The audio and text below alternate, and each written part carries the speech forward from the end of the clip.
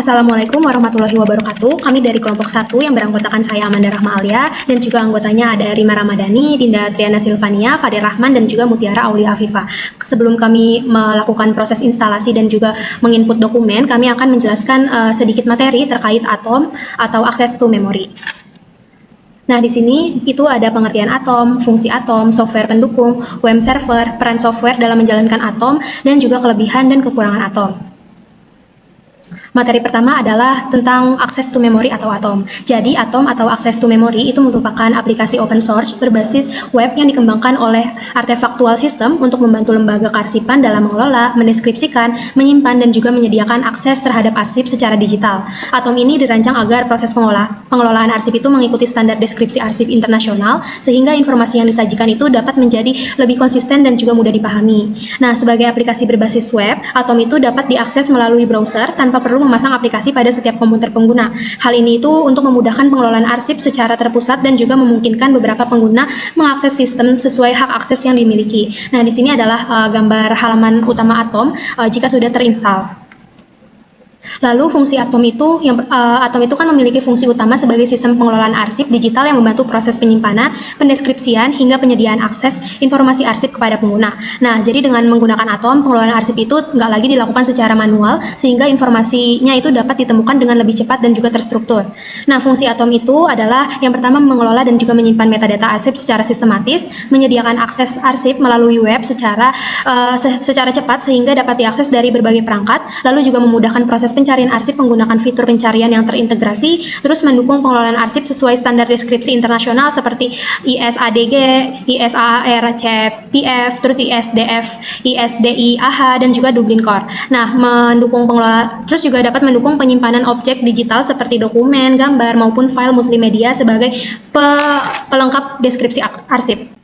Selanjutnya ada software pendukung instalasi Atom. Nah, agar Atom itu dapat dijalankan pada sistem operasi Windows, diperlukan beberapa perangkat lunak pendukung. Setiap software memiliki fungsi yang berbeda dan saling melengkapi, sehingga Atom dapat berjalan dengan baik. Nah, di sini yang pertama ada software WEM server. Fungsinya itu untuk menyediakan lingkungan server lokal yang terdiri dari Apache, PHP, dan MariaDB atau MySQL. Yang kedua ada PHP. Fungsinya itu menjalankan kode program Atom. Selanjutnya juga ada software Apache, berfungsi sebagai web server yang melayani permintaan dari browser. Selanjutnya ada MariaDB atau MySQL, yaitu fungsinya untuk menyimpan seluruh data dan metadata arsip. Selanjutnya ada software Java, fungsinya digunakan untuk menjalankan Elasticsearch. Lalu ada Elasticsearch, yaitu fungsinya menyediakan layanan pencarian data yang cepat dan efisien pada Atom. Selanjutnya ada 7zip, yaitu mengekstrak file instalasi Atom yang berformat .tar.gz. Selanjutnya juga ada software Atom. Fungsinya adalah aplikasi utama yang digunakan untuk mengelola arsip digital. Selanjutnya, untuk WEM server itu sendiri merupakan paket perangkat lunak yang menggabungkan Windows, Apache, MariaDB atau MySQL, dan PHP dalam satu instalasi. Nah, WEM ini memungkinkan komputer berfungsi sebagai server lokal atau local host, sehingga aplikasi berbasis web, termasuk Atom, dapat dijalankan tanpa memerlukan hosting atau server online. Nah, pada proses instalasi Atom, WEM menjadi komponen utama karena menyediakan layanan web server, bahasa pemrograman PHP, serta sistem manajemen basis data yang dibutuhkan oleh aplikasi. Selanjutnya ada komponen utama WEM, yaitu meliputi yang pertama ada Apache sebagai web server yang menerima dan memproses permintaan dari browser, yang kedua ada PHP sebagai bahasa pemrograman yang menjalankan aplikasi Atom, dan yang terakhir ada MariaDB atau MySQL, yaitu sebagai database untuk menyimpan seluruh data arsip beserta metadata. Nah, selanjutnya di sini kita akan membahas mengenai peran software dalam menjalankan Atom. Jadi, Atom itu tidak dapat berjalan hanya dengan menginstal aplikasinya saja, tetapi sistem ini itu membutuhkan beberapa software pendukung yang bekerja secara bersamaan sehingga seluruh fungsinya itu dapat berjalan dengan baik. Nah, untuk alur kerjanya itu, Atom ini punya beberapa software untuk mendukung. Pertama itu dari browser. Jadi browser itu digunakan pengguna untuk mengakses halaman Atom. Kemudian ada Apache yang digunakan untuk menerima permintaan dari browser dan meneruskannya ke PHP. Kemudian ada PHP yang menjalankan kode program Atom, dan selanjutnya ada MariaDB untuk menyimpan seluruh data arsip yang dimasukkan oleh pengguna. Nah, selain alur kerja, di sini juga ada alur proses pencarian. Jadi di sini itu software untuk alur proses pencariannya ini ada Atom, Elasticsearch, kemudian ada Java juga. Jadi pengguna itu melakukan pencarian arsip melalui Atom. Kemudian ada Elasticsearch yang digunakan untuk mencari data yang telah diindeks sehingga hasil pencariannya itu dapat ditampilkan dengan cepat dan juga akurat. Dan yang terakhir ada Java yang diperlukan supaya layanan Elasticsearch itu dapat berjalan dengan baik. Berdasarkan pembahasan yang telah dipaparkan sebelumnya, di sini kita lanjut mengenai kelebihan dan kekurangan dari atom itu sendiri. Di sini ada kelebihan dari atom ini, atom bersifat open source sehingga dapat digunakan tanpa biaya lisensi. Lalu atom berbasis web sehingga dapat diakses melalui browser, dan atom juga mendukung standar deskripsi arsip internasional, lalu mendukung penyimpanan objek digital sebagai pelengkap arsip, dan memiliki sistem pencarian yang cepat melalui Elasticsearch, dan terakhir dapat digunakan oleh banyak pengguna dengan akses yang berbeda. Nah, dari segi kelebihan ada juga segi kekurangan dari atom itu sendiri. Yang pertama, atom proses instalisasinya itu relatif kompleks karena memerlukan beberapa software pendukung, dan konfigurasi server membutuhkan ketelitian juga agar seluruh komponen berjalan dengan baik. Atom juga membutuhkan spesifikasi perangkat yang cukup memadai, terutama saat proses instalisasi. Lalu terakhir, kekurangan dari atom itu pengguna perlu memahami dasar pengelolaan server lokal apabila terjadi kendala saat instalisasi. Sekian pembahasan materi mengenai atom. Langsung kita masuk ke sesi cara instalisasi atom. Jadi tahap pertama itu sebelum menginstal WM, kita akan menginstal access to memory atau atomnya. Kita akan kunjungi ke website atom. Nah, di sini kita bisa lihat. Nah, nanti kita akan langsung download yang biru. Kita scroll ke bawah. Kita pilih yang versi 2.9.2. Kita klik download. Nah, selagi menunggu downloadan atom, kita akan menginstall WM server. Jadi kita buka browser tab baru, kita search WM server. Nah, kita pilihnya WM server yang ini ya teman-teman, yang warna biru logonya. Nanti kita akan scroll down ke WM server 64 bits yang warna kuning, kita klik, terus kita klik yang tulisan kuning, you can download it directly. Nah, di sini akan ada hitung mundur 5 detik untuk mulai mendownloadnya. Nah, ini sudah ke-download. Jadi kita tunggu aja sampai WM servernya terdownload. Jadi untuk download ini itu tuh lamanya bisa tergantung oleh internet kita yang kita gunakan. Kalau kecepatannya cepat, berarti dia juga cepat. Nah, selagi menunggu untuk di-download, kita lihat tuh masih lama.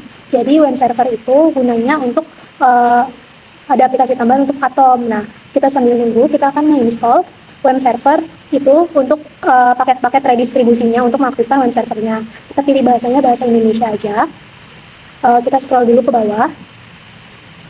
Scroll lagi. Kita pilih ke yang paket redistribusi Visual C++. Nah, jadi ini kan ada 8 paket ya. Kita download semuanya ke 8-nya untuk aplikasi nanti. Nah, jadi semua ini perlu dipasang guys, paket-paketnya, karena komponen WAM server itu kayak misalkan Apache, PHP, dan juga MariaDB itu dikembangkan menggunakan versi Visual C++ yang berbeda. Nah, karena itu seluruh paket itu harus tersedia agar setiap komponen itu dapat berjalan dengan baik. Jadi kalau misalkan salah satu paket itu belum terpasang, itu tuh dapat kemungkinan WAM server itu tidak dapat dijalankan atau beberapa layanannya itu mengalami kegagalan. Nah, makanya itu kita tuh harus menginstal paket-paketnya. Di sini ada 8 paket, kita juga harus nunggu. Nah, jadi sebelum itu saya akan menjelaskan tentang WAM server. Jadi itu WAM server itu kan digunakan karena Atom itu merupakan aplikasi berbasis web yang memerlukan lingkungan server lokal agar dapat dijalankan di komputer kan. Nah, jadi WAM server itu udah menyediakan Apache sebagai web server, MariaDB atau MySQL sebagai sistem basis data, dan juga PHP sebagai bahasa pemrograman yang digunakan oleh Atom. Nah, makanya itu kita harus menginstall WAM server. Seperti itu. Nah, kita tunggu juga download-downloadnya sampai nanti sudah terinstall. Pokoknya lamanya itu tergantung kecepatan internet yang kita gunakan ya. Kalau misalkan cepat, itu akan cepat downloadnya. Cuma kalau agak lama nggak apa-apa, karena emang agak lama gitu. Nah, yang ke-8 paket ini sudah berhasil terinstall kan. Nah, tapi WAM servernya belum, nggak apa-apa, karena cukup besar juga WAM servernya. Jadi kita tunggu aja.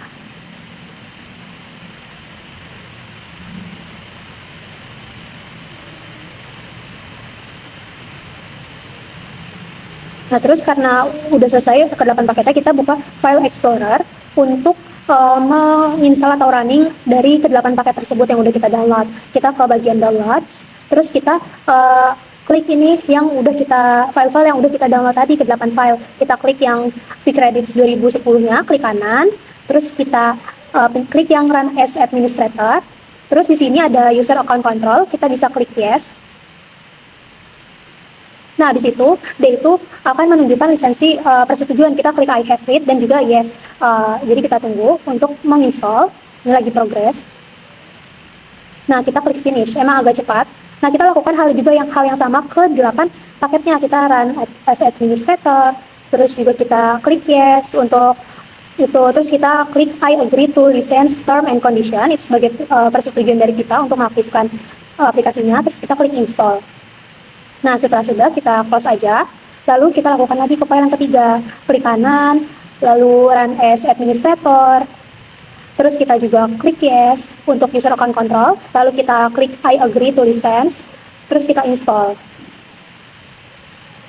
Nah, kalau sudah, kita close, lalu kita lakukan lagi hal yang sama, klik kanan, terus run as administrator, terus kalau misalkan ada user account control, kita klik yes,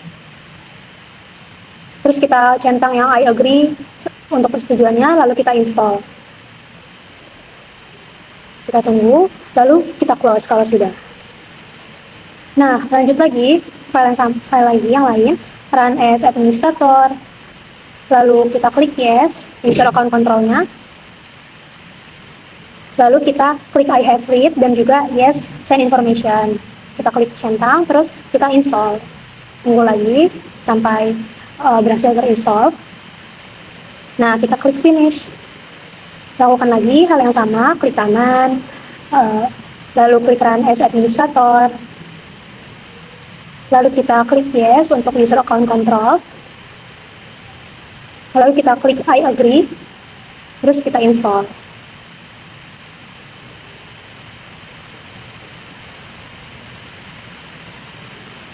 Kita close kalau sudah sukses. Nah, terus kita klik lagi, klik kanan, lalu run as administrator, terus kita user account controlnya kita klik yes, terus kita klik I agree, kita close, dan lakukan juga di file yang terakhir, klik kanan, run as administrator, terus klik yes untuk user account control, terus kita I agree. Ini tuh untuk menyetujui, terus kita install. Jadi itu tuh untuk menyetujui ketentuan pengguna perangkat lunaknya. Nah, sudah selesai, kita close. Jadi ini sudah berhasil diinstal, lalu kita kembali ke browser, kita lihat, jadi yang web server itu tadi sudah terinstall kan.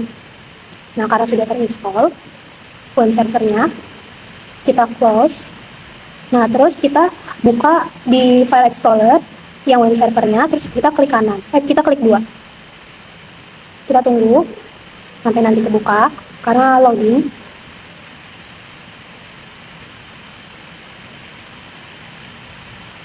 Nah, di sini ada user account control, kita klik yes aja. Kita tunggu lagi karena loading. Nanti notifnya muncul, kita minimize. Nah, di sini ada pilihan bahasa, kita klik OK, bahasa Inggris, terus ini ada agreement-nya, juga kita accept the agreement, kita next, dan di sini ada information-nya, kita bisa baca dan kita klik next. Nah, terus ini lokasi penyimpanannya di web64, nanti baru kita install. Nah, di sini proses installingnya itu cukup lama ya teman-teman, karena file-file yang ada di komponen juga yang ada di web server itu cukup banyak. Jadi kita perlu menunggu untuk installnya. Terus juga cepat waktunya itu tergantung oleh koneksi internet masing-masing. Kalau misalnya internetnya lancar, internetnya cepat, itu prosesnya akan lebih cepat. Kalau misalkan lama, itu akan lebih lama. Tapi nggak apa-apa, tetap tunggu aja sampai nanti sudah terinstall. Kita tunggu.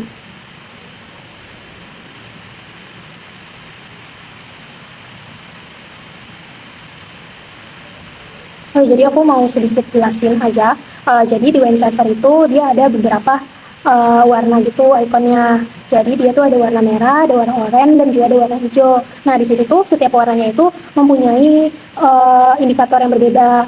Kayak misalnya warna merah, dia itu untuk nunjukin layanan yang belum berjalan. Terus kalau warna oranye, dia itu nunjukin layanannya, sebagian layanannya itu masih dalam proses atau belum aktif sepenuhnya. Nah, kalau misalkan warna hijau, dia itu akan menandakan seluruh layanannya itu kayak misalnya Apache, terus juga MariaDB, itu tuh udah berjalan dengan normal. Jadi, kalau misalkan warna hijau, WAM servernya itu bisa digunakan. Nah, nanti akan ditunjukkan gitu warna-warnanya di bawah.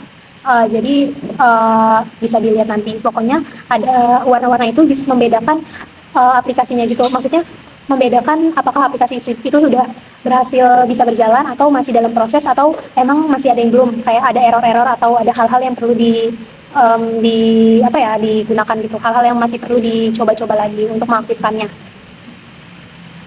Ini juga masih menunggu lagi, kita tunggu aja.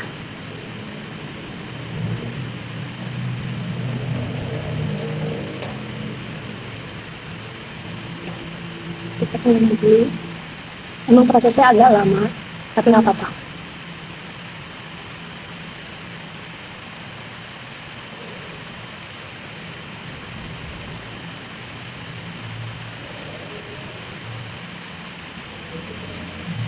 Nah, di sini ada untuk menentukan browser yang bawaan yang akan digunakan. Nah, kita klik. Terus kita klik ke local disk. Terus kita ke folder program file, terus folder Google, terus folder Chrome, folder application, lalu kita klik Chrome. Nah, kita open. Kita yang ini juga klik yes. Nah, di sini untuk menentukan lokasinya, kita ini aja karena sudah sesuai, lalu kita open. Nanti masih ada lagi. Masih proses installing.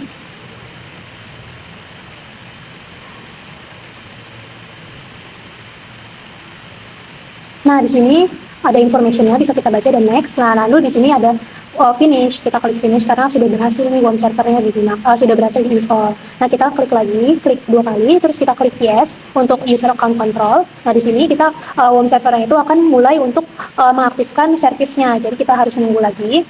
Kita tunggu sampai dia benar-benar sudah bisa diaktifkan.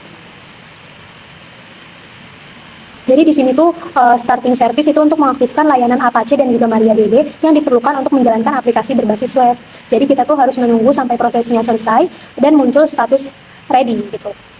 Nah, di sini udah all service running. Ini berarti seluruh layanan itu sudah berhasil dijalankan. Nah, kita buka yang paling bawah, system tray, lalu kita klik yang warna hijau tadi, kita klik versionnya yang PHP version dan kita pilih 8.2.29. Kita klik. Nanti dia akan untuk mengubah versi yang kita sesuaikan oleh Atom yang akan kita gunakan. Jadi biar dia kompatibel sama Atom. Nah, di sini lagi di-update dulu settingnya. Kan tadi kita melakukan perubahan version. Terus kita coba klik lagi ke bawah yang system tray. Kita lihat webnya. Proses instalasinya sudah selesai. Langkah pertama adalah menyiapkan file instalasi Atom yang telah dulu sebelumnya. Buka file Explore. Kemudian masuk ke folder yang berisi file atom292.data.bz, lalu klik kanan pada file atom, lalu pilih show more options, kemudian masuk ke menu 7zip, lalu klik extract here. Nah, setelah proses ekstraksi pertama selesai, klik kanan pada file atom292.tar, lalu pilih show more options, kemudian 7zip, lalu klik extract to atom strip 29.2. Nah, kita tunggu hingga proses ekstraksi selesai. Nah, folder tadi itu, karena file masih berupa arsip, maka perlu dilakukan ekstraksi sekali lagi untuk mendapatkan folder utama Atom beserta seluruh file aplikasinya. Lama proses ini tuh bergantung pada spesifikasi komputer, karena jumlah file Atom itu cukup banyak. Kita tunggu dulu. Nah, setelah selesai, kita klik close. Sampai tahap ini, folder instalasi Atom sudah berhasil disiapkan dan siap digunakan. Selanjutnya, salin folder Atom 292, pilih local disk C, pilih folder WM64, lalu masuk ke folder www. Lalu kita salin folder Atom 292 ke dalam folder www. Nah, proses penyalinan itu membutuhkan waktu beberapa saat karena jumlah file Atom itu cukup banyak. Kita tunggu dulu hingga seluruh file berhasil disalin. Nah, folder www tadi itu merupakan direktori utama web server untuk menyimpan aplikasi web yang nantinya akan diakses melalui browser. Proses ini memang agak lama, jadi kita tunggu terlebih dahulu.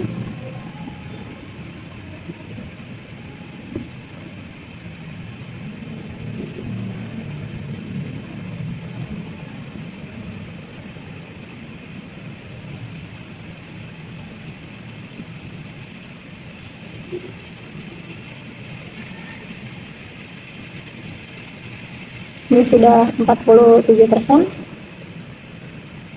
Kita tunggu hingga 100% komplit. Ini agak lama karena kita mengcopy 11.991 items.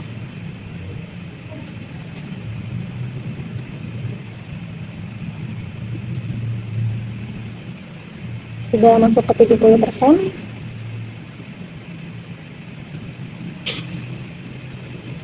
Sudah 80%.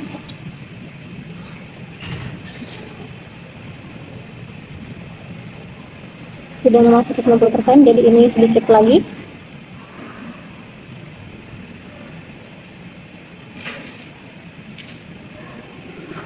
Nah, setelah proses selesai, buka folder Atom 292. Di dalamnya masih terdapat satu folder Atom 292 lagi. Buka folder tersebut, kemudian kita salin seluruh file dan folder yang ada di dalamnya. Selanjutnya, kita kembali ke folder Atom 292 sebelumnya, lalu tempelkan seluruh file yang telah disalin. Setelah semua file berhasil dipindahkan, hapus folder 292 yang berada di dalam agar tidak terjadi struktur folder bertingkat.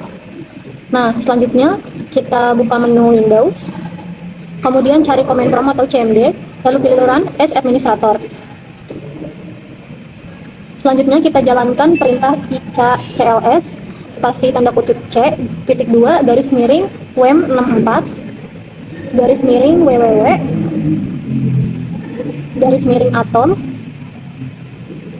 strip 2.9.2 tanda kutip spasi garis miring brand spasi everyone titik 2 dalam kurung OI dalam kurung CI lalu F spasi garis miring P, kemudian tekan enter.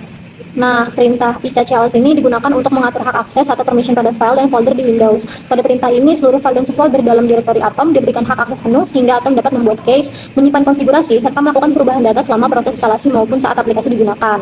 Setelah aplikasi dijalankan, akan muncul daftar file dengan status proses file. Hal ini menandakan bahwa Windows sedang menyerahkan hak akses pada seluruh file dan folder dalam direktori Atom. Tunggu hingga proses selesai. Apabila proses berakhir tanpa muncul pesan kesalahan, berarti hak akses telah berhasil diterapkan dan folder Atom siap digunakan untuk tahap instalasi berikutnya.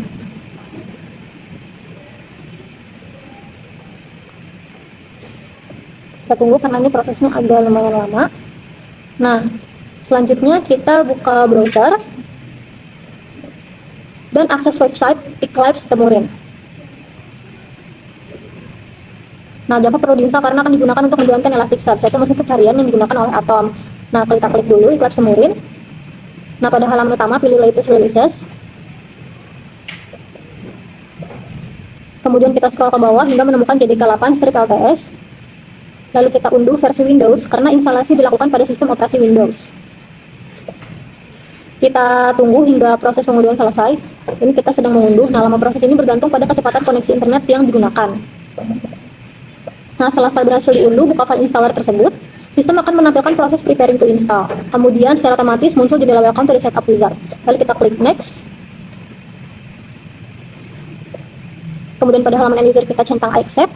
Kita next lagi, kita pilih install for all users of this machine, kita pilih next. Lalu pada menu custom setup, kita pilih yang set or override Java underscore home variable.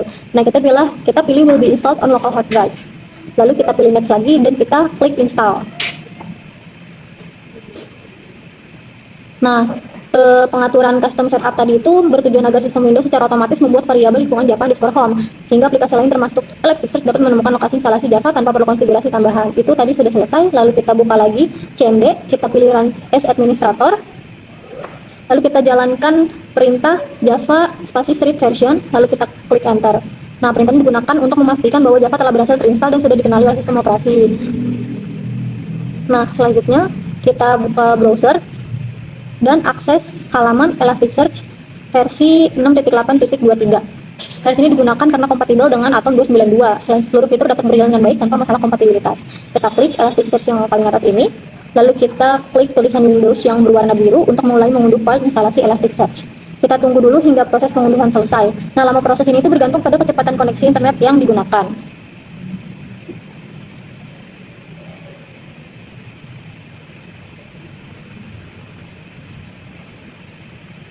Nah, setelah file berhasil diunduh, kita buka file explore. Kemudian masuk ke folder downloads. Kita klik kanan pada file Elasticsearch. Lalu kita pilih extract all.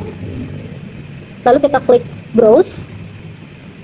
Lalu kita pilih local disk C. Kemudian pilih select folder. Lalu kita klik extract. Nah, kita tunggu beberapa saat hingga proses ekstraksi selesai. Setelah selesai, nanti kita bakal buka kembali local disk C. Dan pastikan folder Elasticsearch itu telah berhasil dibuat. Nah, folder itu nantinya akan digunakan untuk menjalankan layanan Elasticsearch sebagai mesin pencarian yang memungkinkan Atom melakukan proses pencarian data arsip dengan lebih cepat dan efisien. Selanjutnya kita jalankan command prompt kembali dengan memilih run as administrator. Setelah itu kita masuk ke folder tempat Elasticsearch disimpan dengan menjalankan perintah yaitu cd spasi c titik 2 garis miring Elasticsearch strip 6.8.23 kemudian kita tekan enter.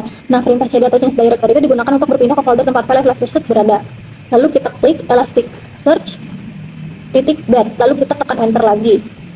Nah, setelah perintah dijalankan, Elasticsearch akan memulai proses inisialisasi. Pada tahap ini, sistem akan memuat konfigurasi, mengaktifkan layanan, serta menyiapkan indeks pencarian sehingga akan muncul beberapa baris kode pada command prompt. Kita tunggu dulu hingga proses itu selesai. Nah, ini memang agak lama prosesnya. Kita tunggu terlebih dahulu.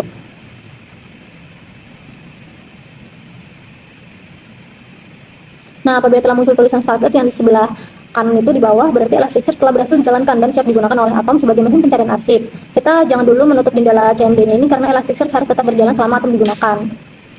Lalu untuk memastikan Elasticsearch telah berjalan dengan baik, kita buka browser, kemudian akses halaman http://2 localhost.2.9.200. Nah, apabila muncul informasi seperti cluster name, version, dan data lainnya dalam format JSON, berarti Elasticsearch telah aktif dan berjalan dengan normal pada port 9200. Tanda tersebut menunjukkan bahwa layanan Elasticsearch siap dihubungkan dengan Atom.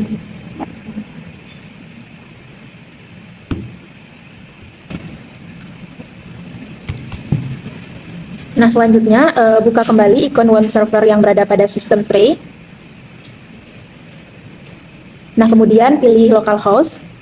Setelah halaman web server localhost terbuka, pilih php myadmin 523. Nah, pada halaman ini teman-teman bisa ngetik username-nya itu root, passwordnya dikosongkan aja, lalu di login.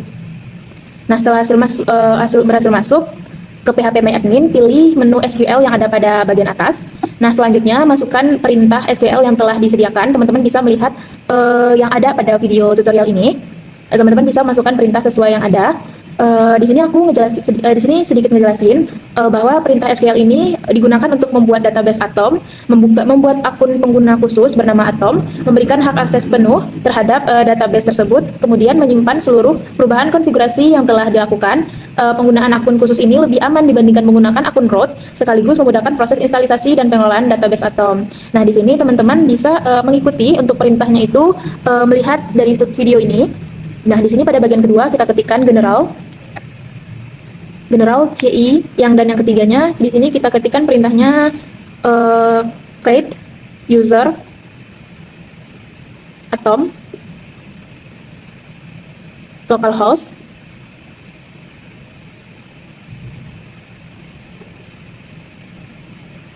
identified by Atom 123. Dan yang keempat di sini kita ketikkan perintahnya grant all on Atom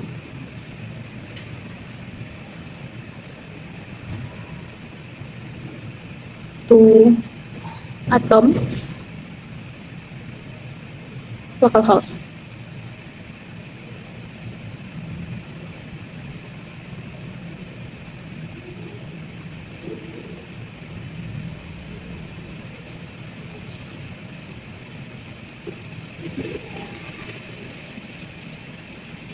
Nah, pada bagian keempat ini dalam penulisan ada sedikit kesalahan, jadi teman-teman bisa perbaiki sesuai yang ada di video.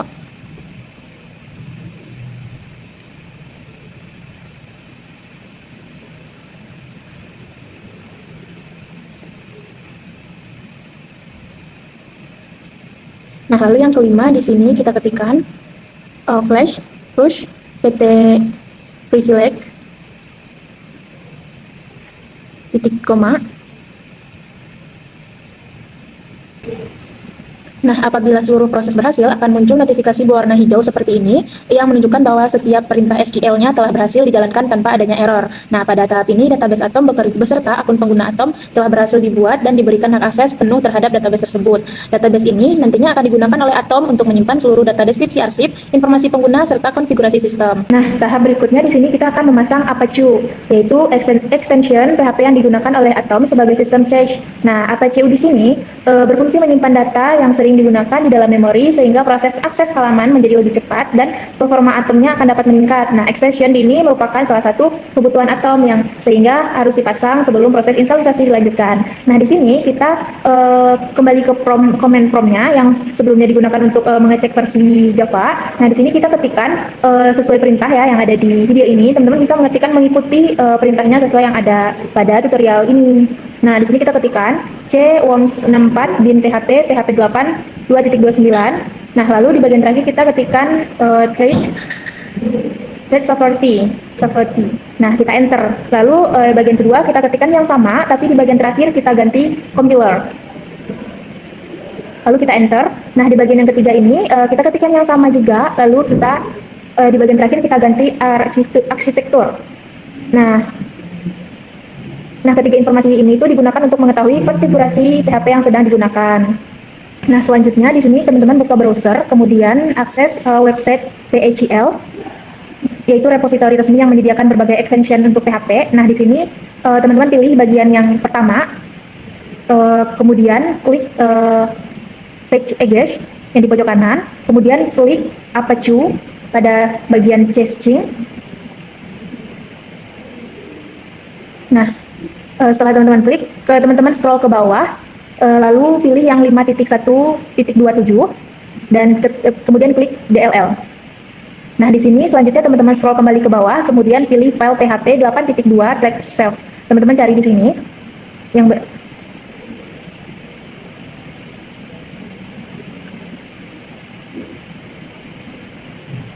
Nah, di sini teman-teman download yang PHP 8.2-nya, bagian yang kedua.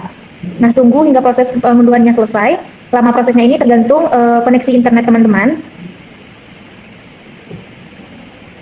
Nah, kemudian pilih file yang berhasil diunduh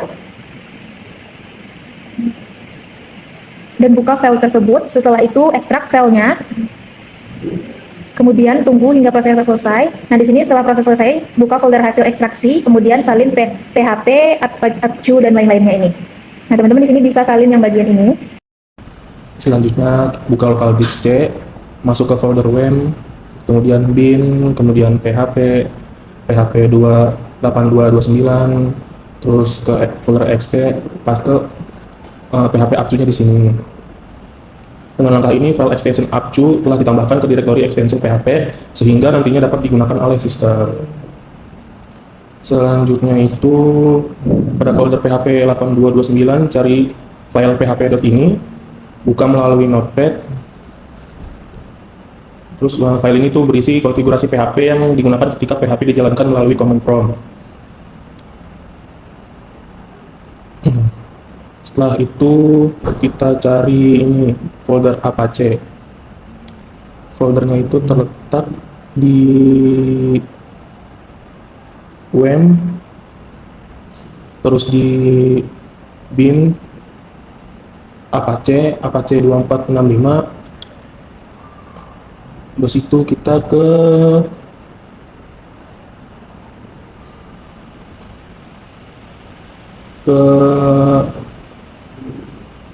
bin, lalu buka file php.ini. php. Nah, file ini file ini berisi konfigurasi PHP yang digunakan ketika atom diakses melalui browser. Pada file php.ini yang untuk CLI, scroll sampai ke bawah, terus kita ketik extension sama dengan php underscore Apache titik DLL, enter apc titik enable underscore CLI sama dengan 1. Selanjutnya lakukan hal yang sama pada file php.ini untuk Apache. Kita copy aja ya, robot sebentar.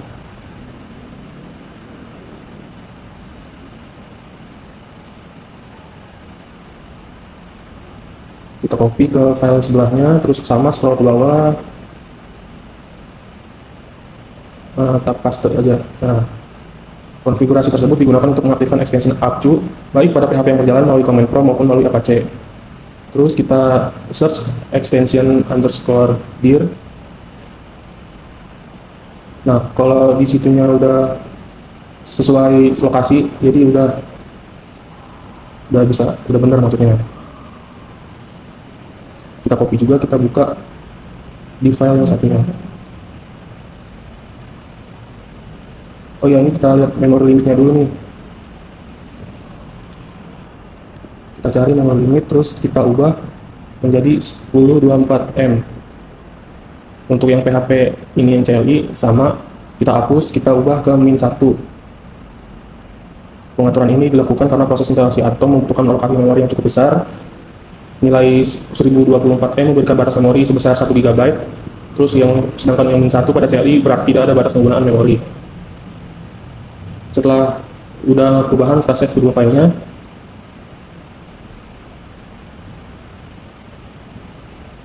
Setelah di save, kita restart Aperture-nya, kita restart WAM-nya, restart all service, tungguin sampai hijau lagi.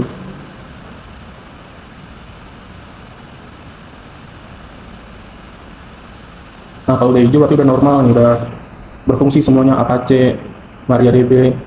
Terus kita ke command prompt, kita pastiin kalau Aperture itu udah berhasil diaktifkan dengan cara kita berikan perintah seperti berikut.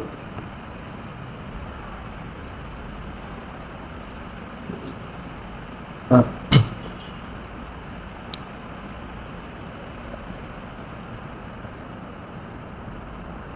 dari strip m find str spasi Aperture. Nah, kalau Aperture-nya muncul berarti Aperture berhasil diaktifkan. Next-nya itu kita akan masuk untuk instalasi Atom.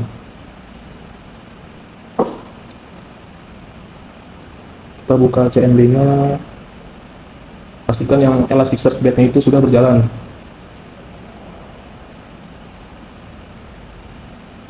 Terus masukkan perintah cd c besar titik 2 backslash wam 64 backslash lagi www backslash atom strip 2.29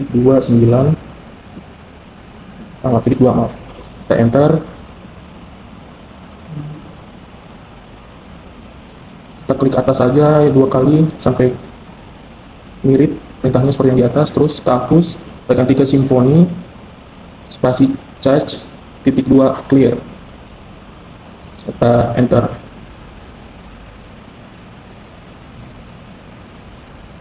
Perintah charge clear ini digunakan untuk menghapus seluruh cache konfigurasi yang lama sehingga Atom akan membaca kembali seluruh konfigurasi terbaru yang telah dibuat. Langkah ini penting agar perubahan konfigurasi dapat langsung diterapkan tanpa menggunakan data charge sebelumnya. Kita tungguin saja dulu. Nah, setelah proses selesai, lanjutkan proses instalasi Atom dengan jalankan perintah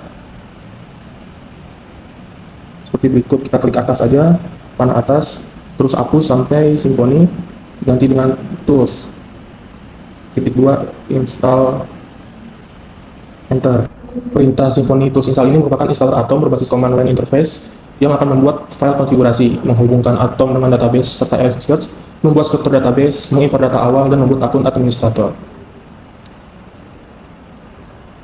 Nah, selanjutnya installer akan meminta beberapa informasi.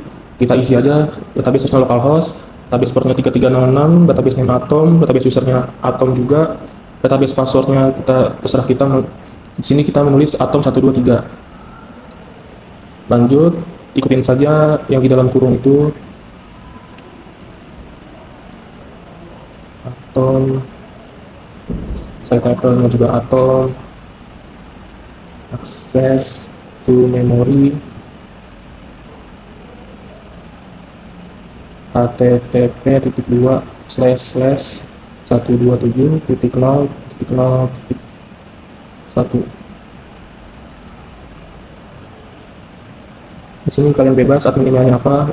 Di sini kami nulisnya kelompok1@gmail.com. Admin username kami pakai admin passwordnya admin juga. Kalau ini ada tanda ini, kita ketik aja terus enter.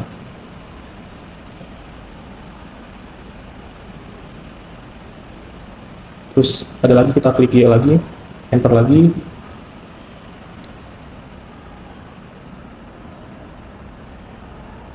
Setelah itu proses instalasi akan berjalan secara otomatis. Pada tahap ini, installer akan membuat konfigurasi sistem, membangun struktur database, mengimpor data awal Atom, serta menghubungkan seluruh komponen yang telah dikonfigurasi sebelumnya. Oleh karena itu, akan muncul beberapa baris kode pada command prompt. Tunggu hingga seluruh proses selesai tanpa menutup jendela command prompt-nya.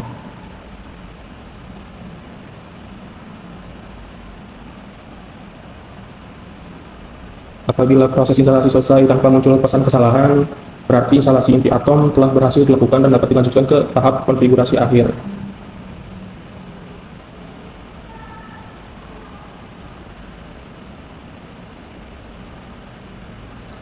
Ini kita tunggu saja sampai proses instalasinya selesai.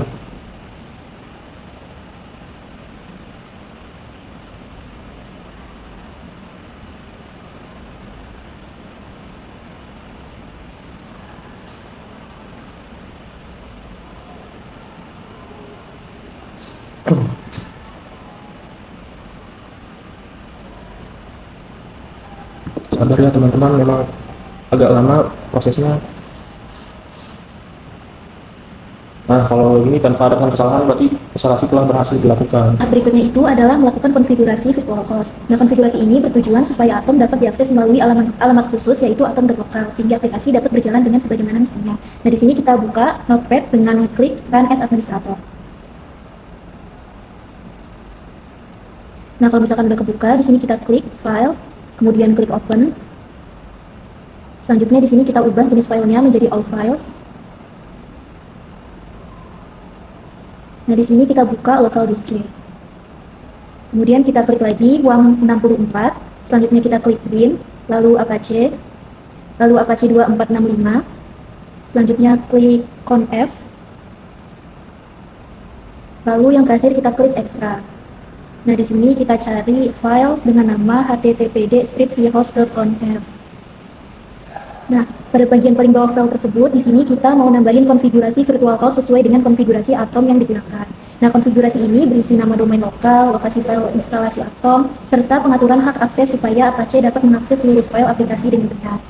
Nah, di sini kita langsung ketik aja virtual host bintang titik 280.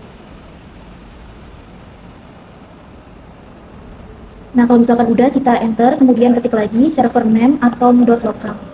Nah, untuk server name-nya ini kita gabung kalimatnya, kemudian S dan N-nya itu kita pakai huruf kapital.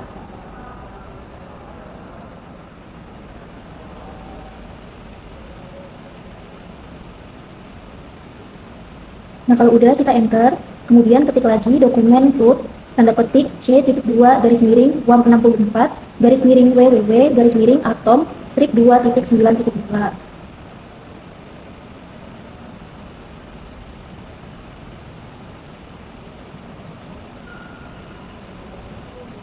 Nah, di sini kita akhiri dengan tanda petik juga. Lanjut, kita klik enter, kemudian ketik lagi, buka kurung, directory, tanda petik C.2 WAM64 atom strip 2.9.2. Kemudian kita tutup lagi nantinya pakai tanda petik dan juga tutup kurung. Nah, ini directory-nya itu sama kayak dokumen boot.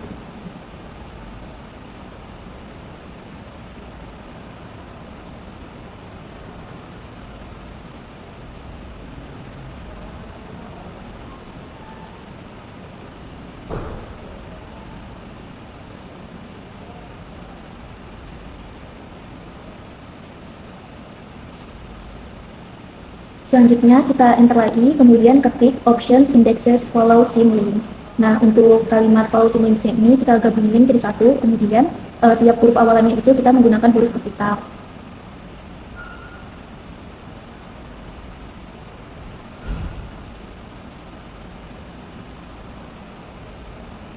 Kalau udah, kita enter lagi, kemudian ketik allow override all. Nah, untuk allow override-nya kita gabungin juga kalimatnya, kemudian untuk huruf pertamanya kita pakai huruf kapital juga.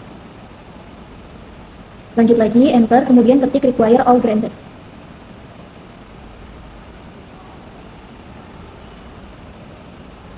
Nah, kalau udah, kita enter lagi, buat tutup dengan directory.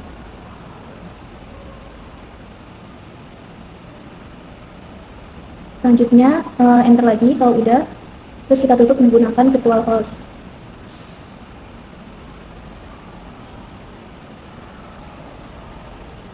Nah, konfigurasi ini digunakan supaya setiap kali alamat atom.local diakses melalui browser, Apache secara otomatis mengarahkan permintaan tersebut ke folder instalasi atom yang berada di folder C.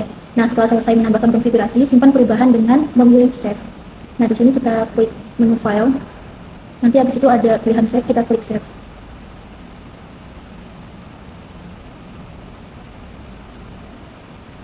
Nah, selanjutnya masih melalui Notepad, di sini kita klik menu file. Setelah itu kita klik open.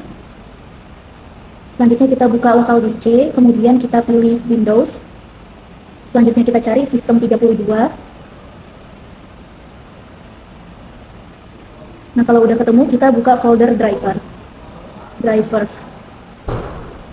Selanjutnya yang terakhir kita cari folder etc. Kita cari dulu folder etc-nya. Nah, kalau misalkan udah ketemu,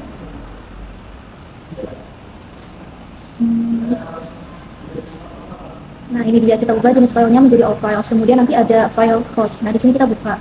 Jadi file host itu merupakan file konfigurasi Windows yang digunakan untuk menerjemahkan nama domain lokal menjadi alamat IP tertentu.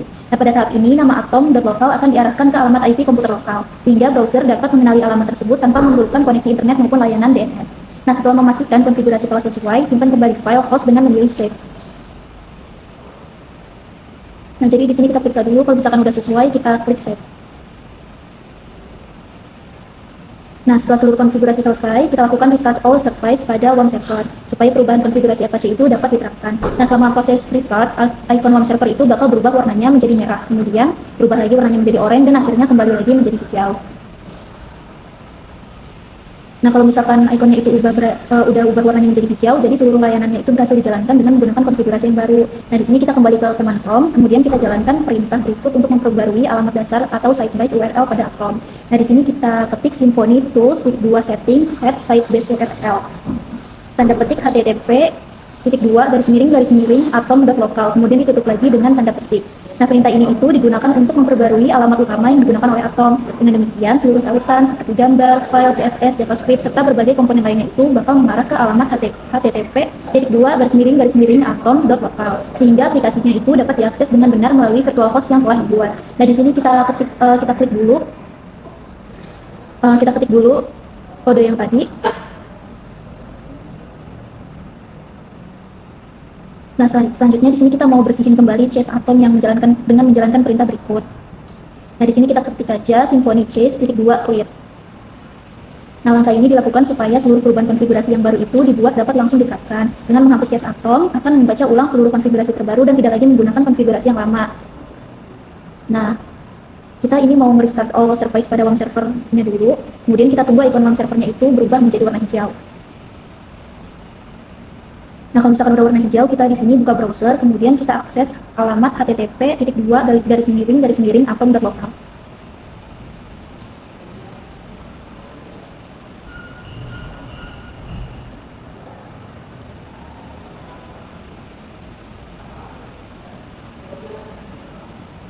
Nah, apabila halaman utama atom udah kebuka, berarti seluruh proses instalasinya itu udah berhasil terselesaikan. Jadi atomnya ini udah siap digunakan buat melakukan pengelolaan arsip, membuat deskripsi arsip, ataupun mengelola informasi lembaga. Selanjutnya di sini saya akan menjelaskan fitur-fitur yang ada di dalam aplikasi Atom atau access to memory. Nah, di sini pertama ada fitur quick links, yaitu merupakan kumpulan menu pintas yang memudahkan pengguna mengakses halaman-halaman penting tanpa harus kembali ke menu utama. Nah, menu yang tersedia itu meliputi ada home. Nah, di sini itu merupakan halaman utama Atom yang menjadi titik awal pengguna saat mengakses sistem. Nah, dari halaman ini pengguna dapat mengakses pencarian arsip, menelusuri koleksi, serta mengakses seluruh menu dan fitur yang tersedia. Nah, selanjutnya di situ ada about. Nah, dia ini berisi informasi mengenai Atom seperti latar belakang pengembangan, tujuan pembuatan aplikasi, sejarah perkembangan, lisensi perangkat lunak, serta informasi mengenai komunitas dan organisasi yang mengembangkan Atom. Nah, selanjutnya di sini ada menu privacy policy. Nah, dia itu menjelaskan kebijakan privacy Atom terkait pengelolaan data pengguna, penggunaan informasi, serta perlindungan terhadap data yang tersimpan dalam sistem. Yang terakhir itu ada menu help. Nah, dia itu menyediakan panduan penggunaan Atom mulai dari cara melakukan pencarian arsip, membuat deskripsi arsip, mengolah data, dan hingga menggunakan berbagai fitur yang tersedia dalam sistem. Nah, selanjutnya di sini ada fitur language. Nah, Atom itu menyediakan antarmuka dalam beberapa bahasa sehingga dapat digunakan oleh pengguna dari berbagai negara. Dan bahasa yang tersedia itu meliputi ada Inggris, terus juga ada Prancis, terus juga ada Spanyol, selanjutnya juga ada Netherlands atau Belanda, dan yang terakhir itu ada Portugis. Nah, selanjutnya di sini ada menu clipboard. Jadi itu merupakan fitur untuk menyimpan sementara data atau deskripsi arsip yang dipilih pengguna selama melakukan penelusuran. Nah, fitur ini itu untuk memudahkan pengguna mengumpulkan beberapa arsip sebelum diproses lebih lanjut. Nah, menu-menu yang tersedia pada fitur clipboard ini adalah yang pertama adalah archival description count. Jadi ini tuh untuk menampilkan jumlah deskripsi arsip yang telah dipilih. Yang kedua ini adalah authority record count. Jadi ini tuh untuk menampilkan jumlah authority record yang telah dipilih. Nah, yang ketiga ini ada archival institution count. Jadi di sini itu adalah untuk menampilkan jumlah lembaga kearsipan yang telah dipilih. Nah, di sini ada clear all selection. Jadi ini tuh untuk menghapus seluruh data yang tersimpan pada clipboard. Yang kedua ini adalah go to clipboard. Jadi ini tuh untuk membuka isi clipboard ada apa saja di dalamnya. Nah, seperti ini tampilannya. Terus selanjutnya ada load clipboard. Jadi ini tuh untuk memuat kembali clipboard yang telah disimpan sebelumnya. Ini tampilannya. Selanjutnya itu ada save clipboard. Ini itu untuk menyimpan isi clipboard agar dapat digunakan kembali pada kesempatan berikutnya. Nah, selanjutnya ini adalah fitur admin. Jadi, fitur admin itu hanya dapat diakses oleh administrator dan juga digunakan untuk mengelola konfigurasi sistem secara keseluruhan. Nah, menu-menu di fitur admin ini ada banyak, ada users, ada groups, ada static page, ada menu, ada plugins, ada theme, ada settings, ada description update, dan juga ada visible element. Nah, pada user ini itu adalah untuk mengelola akun pengguna, termasuk untuk menambah, mengubah, menghapus, serta mengatur hak akses pengguna. Nah, selanjutnya ini adalah groups. Jadi ini tuh untuk mengelola kelompok pengguna berdasarkan peran atau tingkat hak akses, misalnya kayak administrator, editor, kontributor, anonymous, translator, dan lainnya. Nah, selanjutnya ini adalah static page. Jadi di sini itu untuk mengelola halaman statis pada situs Atom seperti halaman informasi atau halaman bantuan. Nah, selanjutnya ini adalah menu. Jadi ini tuh untuk mengatur struktur dan juga tampilan menu navigasi yang muncul pada interface Atom. Nah, di sini adalah kayak gini. Jadi kita bisa mengaturnya. Nah, selanjutnya itu adalah plugins. Jadi di sini itu adalah untuk mengelola plugin atau fitur tambahan yang dapat memperluas fungsi Atom atau akses to memory. Nah, seperti ini tampilannya. Nah, selanjutnya ini adalah themes atau theme. Jadi ini tuh untuk mengatur tema atau tampilan interface sistem sesuai dengan kebutuhan yang ingin digunakan oleh pengguna seperti ini. Nah, selanjutnya ini adalah settings. Jadi di sini tuh untuk mengelola berbagai pengaturan umum sistem seperti identitas situs, bahasa, metadata, hingga konfigurasi teknis lainnya. Tampilannya seperti ini. Selanjutnya ini adalah description update. Jadi dia itu untuk mengelola pembaruan terhadap deskripsi arsip termasuk proses pembaruan massal pada metadata. Nah, selanjutnya yang terakhir adalah visible element. Jadi di sini itu untuk mengatur elemen metadata atau informasi apa saja sih yang akan ditampilkan maupun disembunyikan pada interface penggunanya atau user seperti ini. Nah, selanjutnya di sini ada menu import. Jadi menu import itu merupakan menu yang digunakan untuk memasukkan data ke dalam Atom dalam jumlah yang besar sehingga nantinya pengguna itu tidak perlu memasukkan data satu persatu.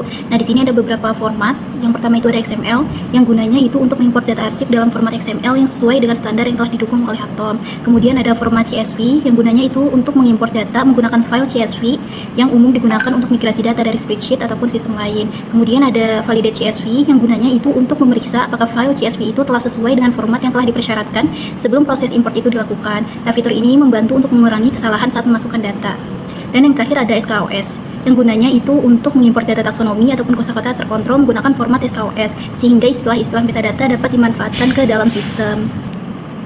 Nah, selanjutnya di sini ada menu manage. Nah, di sini menu manage itu digunakan untuk mengelola berbagai data pendukung di dalam sistem. Nah, di sini ada beberapa data yang dapat kita kelola dari mulai accessions, kemudian ada donors, jobs, physical storage, rights holders, dan juga taxonomies. Yang pertama ada accessions yang digunakan untuk mengelola seluruh data akuisisi ataupun penerimaan arsip. Kemudian ada donors yang digunakan untuk mengelola informasi mengenai pihak yang menyerahkan ataupun menyumbangkan arsip kepada lembaga. Kemudian ada menu jobs yang digunakan untuk menampilkan daftar pekerjaan ataupun proses yang dijalankan oleh sistem, misalnya import data, ekspor data, pengindeksan, ataupun proses otomatis lainnya. Kemudian ada physical storage yang digunakan untuk mengelola informasi lokasi penyimpanan fisik arsip, seperti ruang, rak, box, ataupun folder penyimpanan. Kemudian ada rights holder yang gunanya itu untuk mengelola informasi mengenai pemegang hak cipta ataupun hak penggunaan arsip. Kemudian ada taxonomies yang digunakan untuk mengelola daftar istilah ataupun klasifikasi yang digunakan sebagai metadata, seperti subjek, tempat, nama, maupun kategori lainnya. Oke, selanjutnya kita akan membahas tentang menu add. Menu add ini itu digunakan untuk menambahkan data baru ke dalam sistem Atom. Nah, ini diantaranya itu ada menu add accession record, ada add archival description, ada add authority record, archival institution, terms and function. Yang pertama itu ada accession record. Menu ini itu digunakan untuk menambahkan data akuisisi atau penerimaan arsip ke lembaga kearsipan. Informasi yang dicatat meliputi sumber arsip, tanggal penerimaan, serta informasi administratif lainnya. Ini adalah tampilan untuk menu add accession record. Yang kedua itu ada menu archival description. Menu ini itu untuk menambahkan deskripsi arsip baru sesuai dengan standar deskripsi arsip yang digunakan oleh Atom. Ini ada tampilannya. Terus selanjutnya itu ada authority record. Nah, authority record ini itu digunakan untuk menambahkan data mengenai individu, keluarga, atau organisasi yang berperan sebagai pencipta arsip sesuai standar ISAAR CPF. Ini adalah tampilannya. Selanjutnya itu ada archival institution. Archival institution ini digunakan untuk menambahkan informasi mengenai lembaga kearsipan yang mengelola atau menyimpan arsip. Ini tampilannya. Terus ada terms. Terms ini digunakan untuk menambahkan istilah baru ke dalam taksonomi, seperti subjek, tempat, atau kategori lainnya agar dapat digunakan sebagai metadata. Yang terakhir ada function. Nah, function ini digunakan untuk menambahkan fungsi atau aktivitas organisasi yang menghasilkan arsip sesuai dengan standar ISDF. Ini ada tampilannya. Selanjutnya kita akan membahas menu browse. Browse ini itu digunakan untuk menelusuri informasi yang tersimpan dalam Atom berdasarkan kategori tertentu. Di sini ada beberapa kategori. Yang pertama ada archival description, authority record, archival institution, functions, subjects, place, dan digital object. Dari yang pertama dulu, archival description. Di sini belum muncul apa-apa karena kita belum mengupload apapun itu, tapi di sini itu untuk menampilkan seluruh deskripsi arsip yang tersimpan dalam sistem. Pengguna dapat menelusuri arsip berdasarkan judul, tanggal pencipta, maupun elemen deskripsi lainnya. Deskripsi arsip umumnya mengikuti standar ISAD G. Selanjutnya itu ada authority record. Sama seperti sebelumnya, ini kosong karena belum diinput apa-apa. Ini tuh digunakan untuk menelusuri catatan otoritas yang berkaitan dengan pencipta arsip seperti individu, keluarga, atau organisasi. Fitur ini membantu menjaga konsistensi identitas pencipta arsip dan mengacu pada standar ISAAR CPF. Selanjutnya ada archival institution.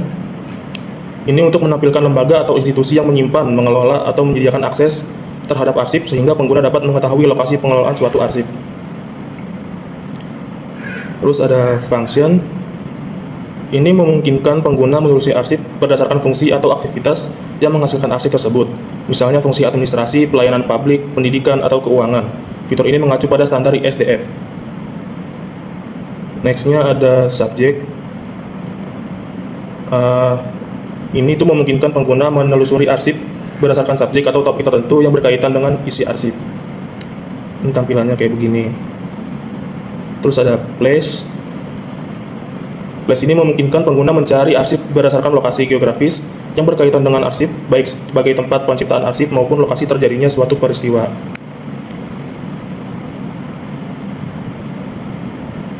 Yang terakhir ada digital object. Di sini menampilkan arsip yang memiliki objek digital seperti dokumen PDF, gambar, audio, video yang telah diunggah ke dalam sistem sehingga dapat diakses secara langsung. Selanjutnya kita di sini masuk ke menu Advanced Search. Nah, pada menu ini merupakan fitur pencarian lanjutan yang memungkinkan pengguna menemukan arsip secara lebih spesifik dengan menggunakan berbagai kriteria pencarian dan filter. Nah, fitur ini membantu mempersempit hasil pencarian sehingga informasi yang diperoleh menjadi relevan. Di fitur ini juga tersedia beberapa menu juga. Yang pertama ada FinRule Suite. Nah, pada menu ini mencari arsip berdasarkan kata kunci pada bidang tertentu. Di sini, di bagian sini. Lalu pengguna juga dapat menambahkan beberapa kriteria pencarian pada menu Add New Criteria. Nah, untuk memperoleh hasil yang spesifik. Nah, jika kita klik menu Add New Criteria ini, ada pilihan and or not.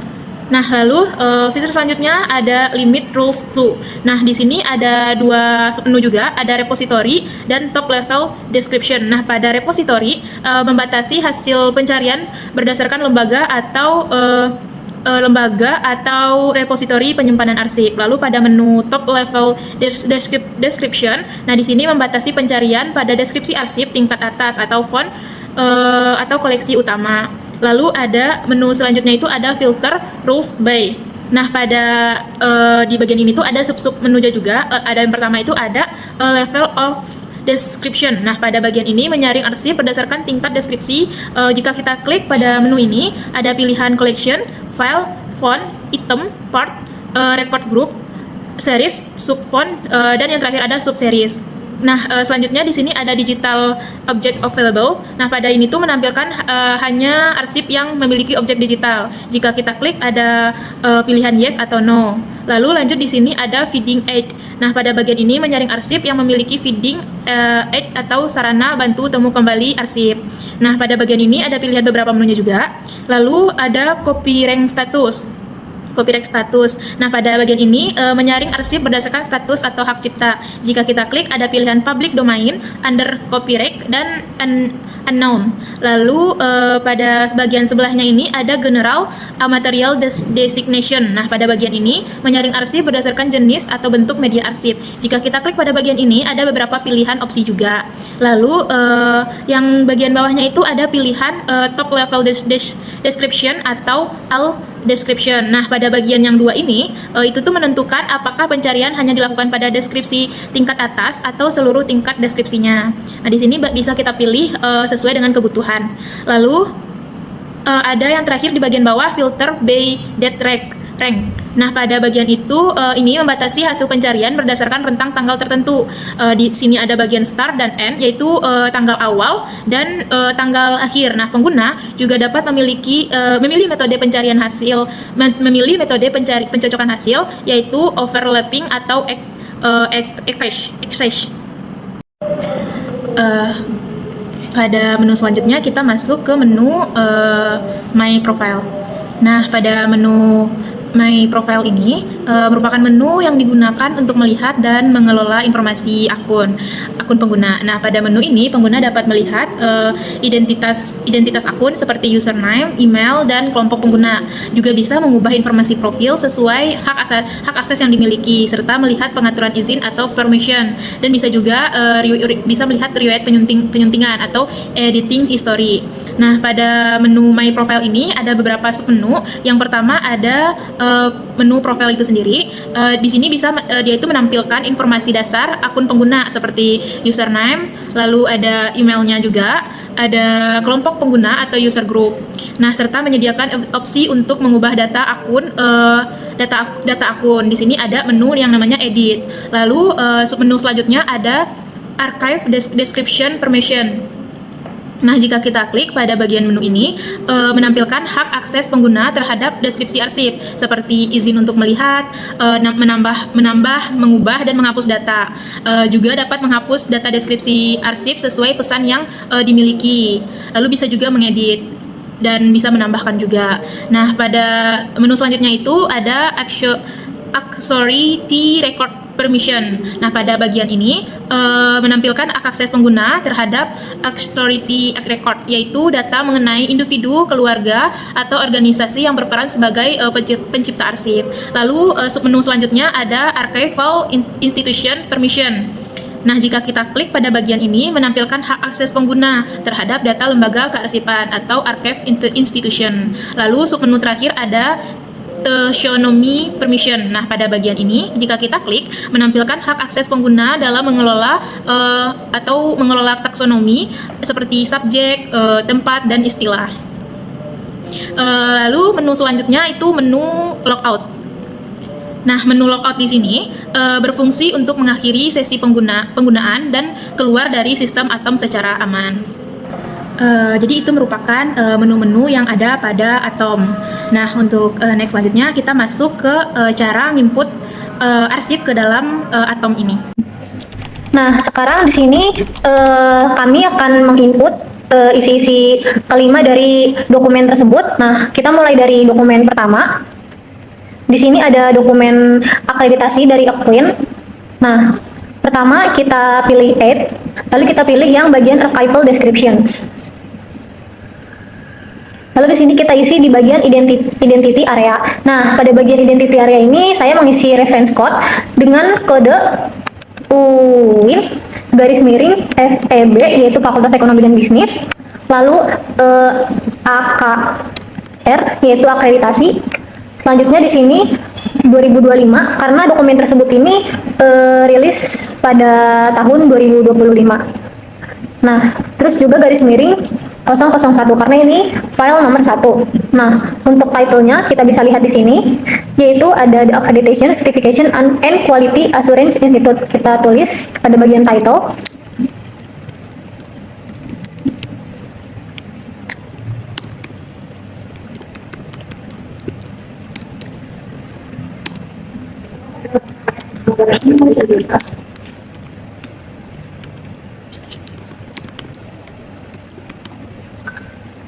Selanjutnya, setelah kita isi pada bagian title, yaitu ada date. Nah, untuk date-nya di sini tercantum pada tanggal 5 Juni tahun 2025. Di sini kita tulis date-nya 5 Juni. Start-nya tadi dari tahun 2025. Untuk N-nya, seperti yang kita lihat di sini, valid until 30 September 2031. Jadi kita tulis di sini tahunnya 2031. Next, untuk level of description-nya, kita tulis item. Selanjutnya, extended medium-nya kita tulis satu dokumen digital. Dan ini formatnya PDF, lalu kita tulis PDF. Dan kita tulis terdiri atas 5 sertifikat akreditasi internasional. Selanjutnya kita ke bagian konteks area. Nah, pada metadata ini ada name of creator. Nah, saya di sini mengisi lembaga Aquin yang ada di sini, yaitu accreditation, certification, and quality assurance institute dalam kurung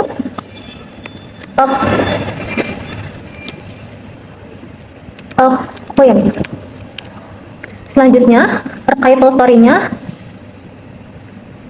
pada metadata archival story itu saya menjelaskan riwayat arsip, yaitu arsip ini merupakan kumpulan sertifikat akreditasi internasional yang diterbitkan oleh Aquin untuk beberapa program studi di UIN Syarif Hidayatullah, Jakarta. Selanjutnya kita ke bagian content and structure. Nah, pada metadata ini ada scope and content. Nah, saya ini menjelaskan isi arsip secara ringkas. Nah, yaitu di sini kita isi arsip berisi 5 sertifikat akreditasi internasional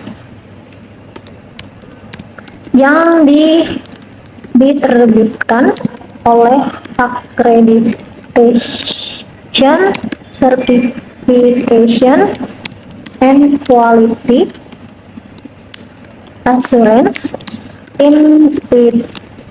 Institute Aquin pada tanggal 5 Juni 2025 untuk klaster 1 Economics and Business di UIN Syarif Hidayatullah, Jakarta. Program studi yang tercakup meliputi di sini pertama itu ada program studi manajemen bachelor,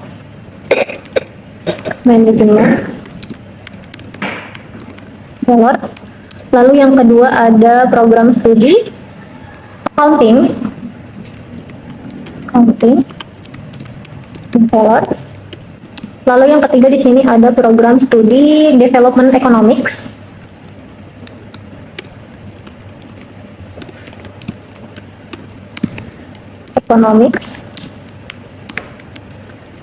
Bachelor. Lalu selanjutnya di sini ada Syariah Banking. Bachelor. Dan ada Syariah Banking Master.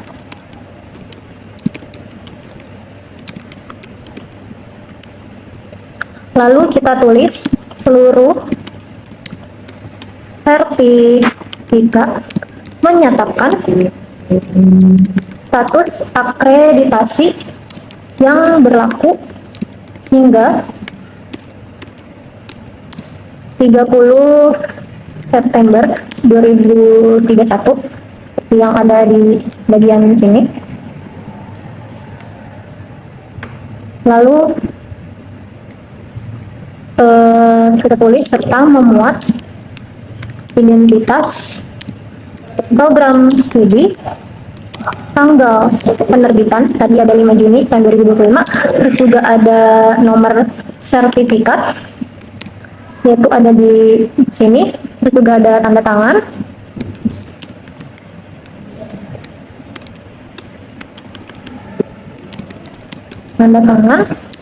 ketua Dewan Akun,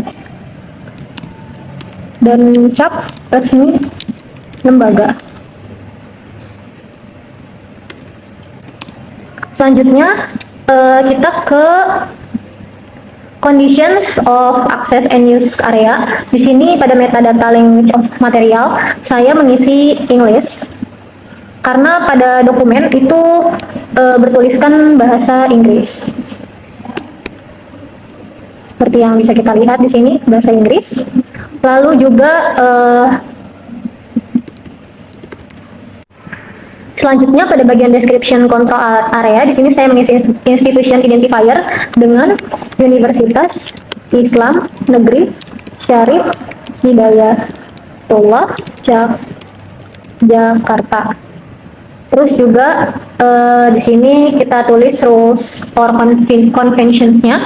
Di sini saya mengisi ISAT dalam kurung G dan peraturan ANRI nomor 14 tahun 2018 karena proses pendeskripsian masif mengacu pada standar internasional dan pedoman nasional tersebut. Untuk pada bagian language saya tulis English karena bahasa yang digunakan dalam pendeskripsian metadata pada sistem Atom itu kita menggunakan bahasa Inggris. Selanjutnya sudah selesai, saya save. Hasilnya akan seperti ini. Tertera di sini ada identity areanya, ada reference code, title, dates, level of description, extended medium, context area, sudah content and structure area, conditions of access and use area, dan description control area. Setelah selesai ke save tadi, di sini kita akan mengupload filenya. Di sini di sebelah kanan kita pilih finding it, terus kita klik upload. Lalu kita pilih choose file. Dan kita pilih file dari si arsip yang kita deskripsikan di Atom. Lalu kita pilih upload.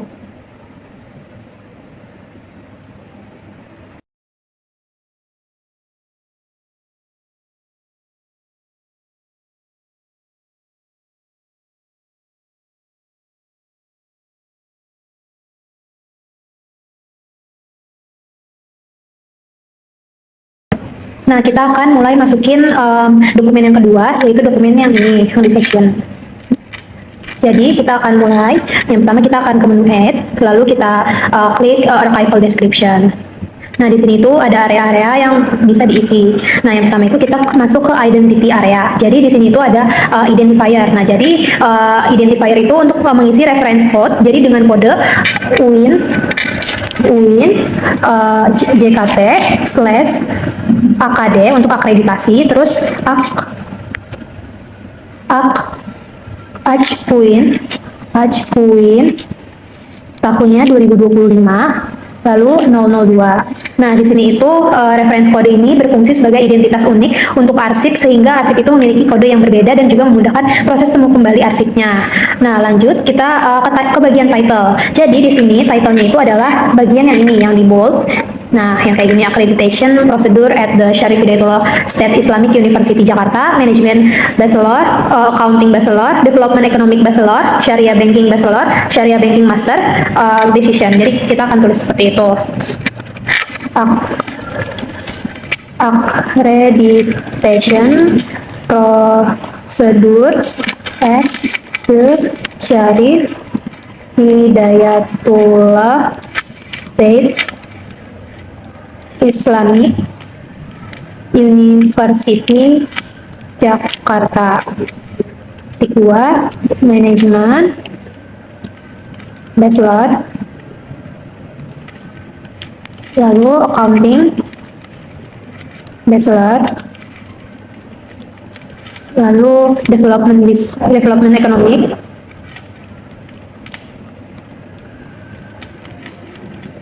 Bachelor, lalu Sharia Banking Bachelor, Master, titik 2, Decision. Nah, jadi title-nya itu, jadi kita harus menggunakan judul asli dokumen karena sesuai pedoman pendeskripsian arsip. Jadi judul itu mengikuti bahasa asli dokumen dan juga tidak diterjemahkan. Jadi kita ngisinya karena di filenya itu pakai menggunakan bahasa Inggris, jadinya kita menggunakan bahasa Inggris juga. Nah, di sini ke date untuk tanggalnya itu kita tanggal 18 Juni. Jadi sesuai sama yang ada di sini 18 Juni 2025. Jadi kita mengisinya 18 Juni 2025. Nah, di sini kita ketik Juni, terus di sini startnya itu 2025, dan end-nya itu 2031.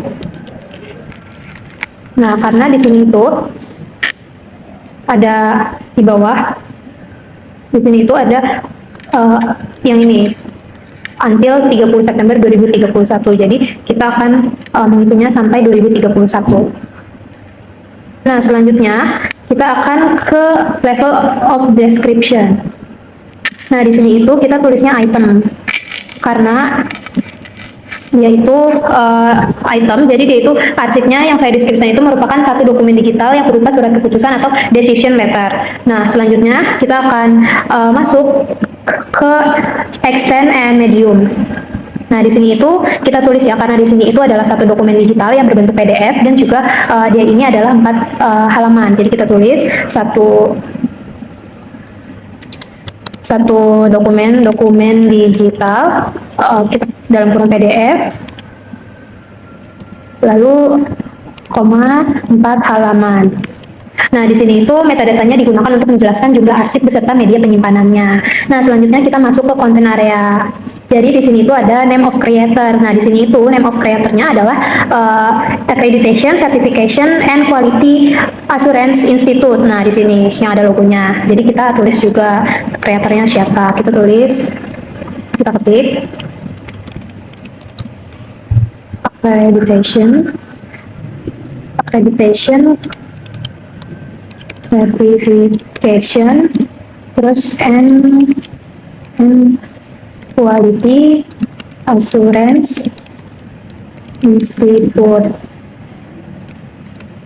atau Queen. Nah, di sini itu karena lembaga tersebut itu merupakan pihak yang memberikan surat keputusan, sehingga lembaga tersebut ini, si Aquin ini adalah menjadi pencipta arsipnya.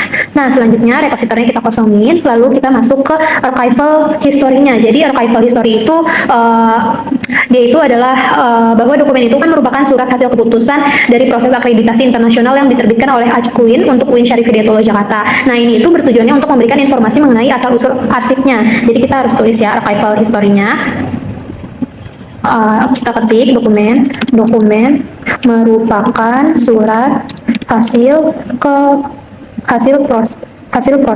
proses akreditasi internasional yang diterbitkan oleh Aquin untuk UIN Syarif Hidayatullah, Jakarta. Nah, lanjut konten area segitu aja. Lanjut kita ke content and structure area. Nah, di sini kita akan masuk ke scope and content. Jadi di sini itu menjelaskan secara singkat gitu isi dokumennya apa. Nah, di sini itu kita tulis dokumen berisi surat keputusan atau decision letter mengenai hasil proses akreditasi internasional terhadap klaster 1 economics and business di UIN Syarif Hidayatullah, Jakarta. Nah, lalu dokumen menjelaskan proses asesmen, penunjukan tim asesor, pelaksanaan visitasi, hasil evaluasi, serta keputusan akreditasi terhadap program studi manajemen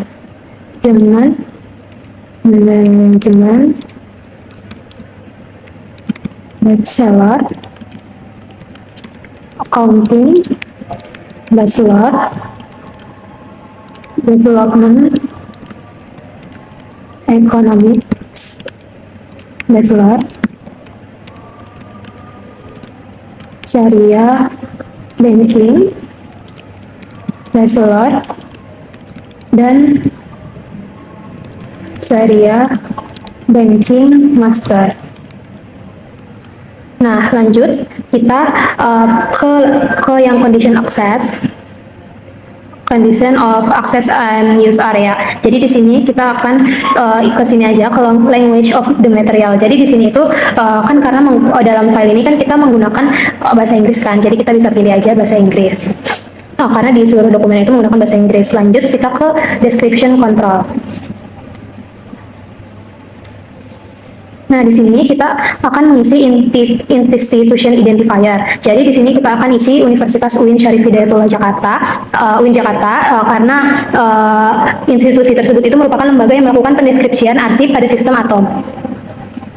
Jadi kita akan tulis Universitas Islam Negeri Syarif Hidayatullah Jakarta. Nah, lanjut kita rules of convention-nya itu kita tulisnya ISAT J, terus dan peraturan ANRI nomor 14 tahun 2018. Itu karena pendeskripsian arsip ini itu dilakukan berdasarkan standar internasional dan juga pedoman nasional di bidang kearsipan. Jadi kita tulis dan peraturan ANRI nomor 14 tahun 2018. Nah, selanjutnya kita langsung ke language, yaitu Inggris. Nah, karena di sini itu bahasa yang digunakan dalam pendeskripsian metadata pada atom itu kan menggunakan bahasa Inggris, jadi kita menggunakan bahasa Inggris. Nah, selanjutnya baru deh kita create, karena sudah selesai metadata yang perlu diisi. Kita klik create. Nah, di sini sudah ada ya metadata yang tadi kita input. Nah, selanjutnya kita akan masukkan input dokumennya. Kita ke finding it, terus kita upload, lalu kita pilih filenya. Nah, di sini kita pilih yang decision letter sesuai file yang tadi kita udah input. Kita open dan sudah kita upload. Nah, ini nggak apa-apa kalau ada error kayak gini karena nantinya akan tetap tersimpan. Kita refresh aja, nanti kita continue dan sudah terupload. Lalu kita akan save. Sudah deh, sudah terupload ya teman-teman. Selanjutnya di sini kita masuk ke penguploadan dokumen ketiga. Di sini kita langsung klik tanda plus yang ada pada pojok kanan.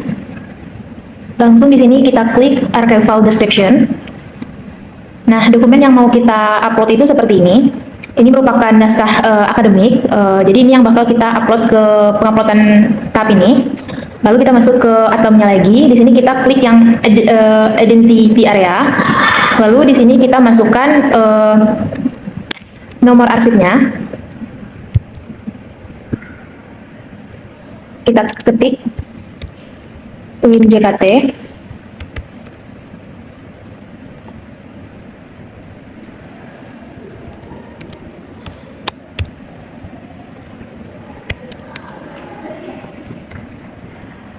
(2024) karena ini merupakan arsip ketiga. Nah, pada bagian di sini kita kasih garing lagi, hukum. Oke. Nah, di bagian titel ini merupakan judul dokumen. Di sini bisa kita kasih judul dokumennya yaitu lembar persetujuan dan pengesahan naskah akademik.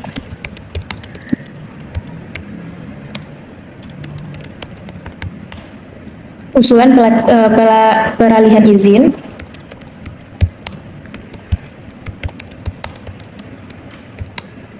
Penyelenggaraan program studi.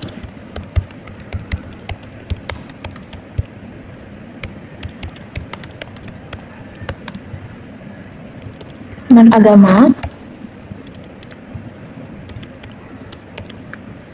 Dari Kementerian Agama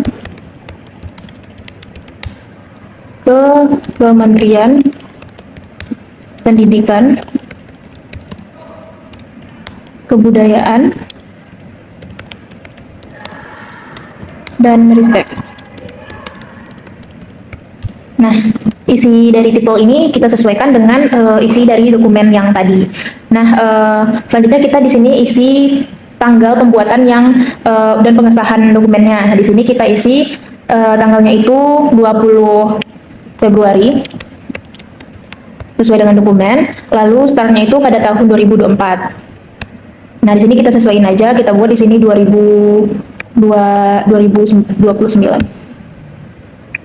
Nah, lanjut di sini ke level of description, yaitu tingkatan deskripsi pada dokumen. Nah, di sini kita isi item. Karena ini satu dokumen, karena dokumen tadi merupakan satu dokumen dan satu lembar, bukan merupakan kumpulan berkas, jadi kita isi item.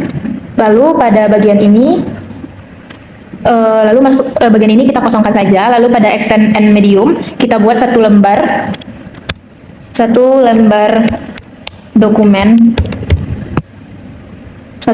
dokumen digital karena bentuknya digital, dan kita kasih keterangan PDF karena dokumen tersebut berbentuk PDF. Nah, sudah. Jadi di bagian identity area sudah isi semua. Langsung kita masuk ke bagian konteks area. Nah, pada bagian konteks area ini nama of creator-nya atau pencipta arsipnya kita tulis di sini sesuai dengan arsip juga, program studi ilmu perpustakaan.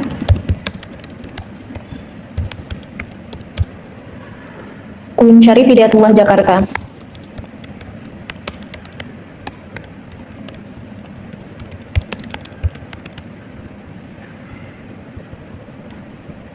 Nah, di sini sudah kita isi untuk name of creator-nya. Langsung aja di sini repository boleh dikosongkan. Lalu archival history-nya boleh kita isi, kita boleh kosongkan juga karena tidak wajib diisi. Lalu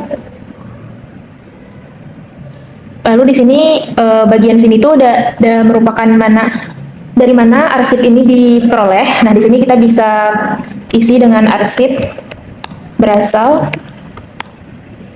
dari dokumen administrasi, program studi ilmu perpustakaan, UIN Syarif Hidayatullah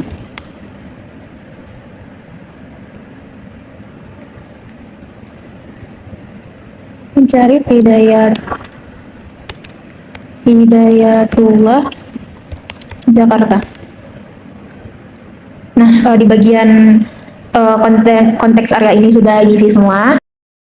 Selanjutnya, setelah kita mengisi bagian konteks area, kita langsung masuk ke bagian konteks and struktur area.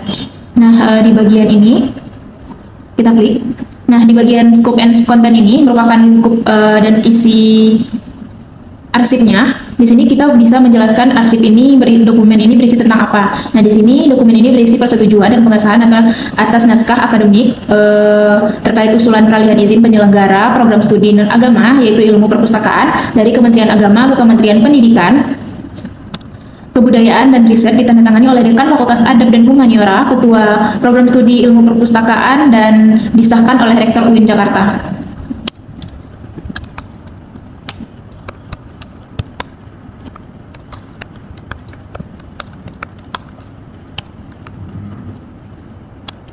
UIN Syarif Hidayatullah, Jakarta. Nah, selanjutnya pada bagian ini kita kosongkan saja. Ini tidak wajib diisi. Lanjut kita masuk ke condition of access and use area. Nah, di sini kita isi bagian language of the material. Di sini karena dokumennya itu berbahasa Indonesia, kita tulis di sini bahasa Indonesia. Nah, di sini ada pilihannya. Nah, lalu kita scroll ke bawah, isi bagian description control area. Nah, di sini kita mengisi cukup di bagian rules or convention. Nah, di bagian ini kita isi, ini merupakan standar yang dipakai oleh surat tersebut. Nah, di sini kita isi essay, koma, peraturan ANRI nomor 14 tahun 2018. Nah, selanjutnya kita scroll lagi ke bawah. Berarti semua data sudah kita masukkan yang wajib memang wajib diisi. Lalu kita cek-cekin lagi datanya, kita cross check lagi untuk menyesuaikan isi dari data ini. Lalu jika sudah kita langsung create bagian bawah sini. Kita klik.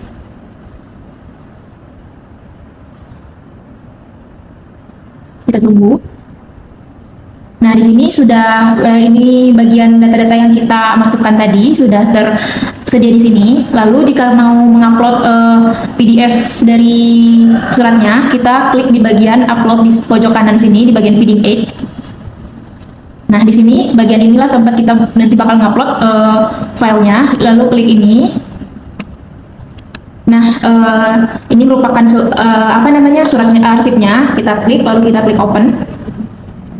Sudah terupload, lalu kita klik upload. Nah, jika terjadi error seperti ini, tidak masalah. Kita coba restart aja. Kita continue. Nah, ini tadi merupakan arsip yang sudah kita input. Tampilannya seperti ini. Nah, di sini kita lanjut ke arsip ketiga. Nah, untuk arsip ketiga ini, kita punya foto yang ingin kita upload ke sistem Atom ini. Jadi, ini merupakan foto dari Rektor UIN Syarif Hidayatullah Jakarta periode tahun 2019 sampai 2023. Nah, caranya itu kita klik icon yang gambarnya plus ini, kemudian kita pilih Archival Description. Nah, di sini kita mau ngisi identity area-nya dulu. Di sini saya mau ngisi identifier sama title-nya. Nah, karena di arsipnya ini nggak ada keterangan apapun, jadi untuk identifier-nya kita kasih kode UIN slice foto slice rektor slice 001. Nah, untuk title-nya di sini kita buat sendiri juga, yaitu foto dari rektor tersebut. Nah, jadi rektor tersebut tuh namanya Profesor Dr. Haji Amani Burhanuddin Umar Lubis LCMA.